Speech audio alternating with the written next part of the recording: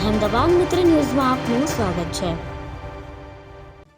દામનગરના શ્રી મણિભાઈ સાર્વજનિક પુસ્તકાલયમાં યોજાયેલી ગ્રંથ યાત્રાના પ્રસંગે પદ્મશ્રી જગદીશભાઈ ત્રિવેદીએ માર્મિક સંદેશ આપ્યો હતો કે વાંચનાલયો હશે તો રોગાલયથી બચી શકાશે।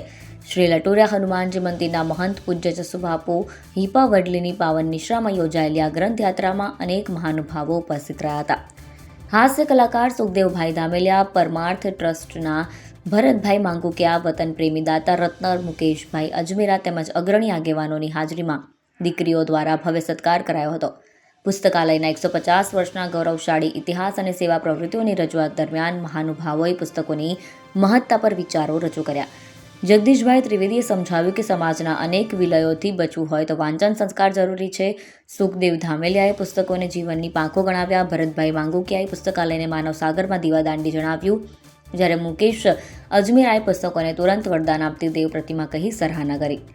શહેરના સામાજિક, સ્વૈચ્છિક, શૈક્ષણિક સંસ્થાઓ તથા વેપારીઓની વિશાળ ઉપસ્થિતિ વચ્ચે મહાનુભાવોનું ઉષ્માભેર સ્વાગત કરાયું હતું અને સાહિત્ય પ્રેમીઓમાં ખુશીનો માહોલ છવાયો હતો।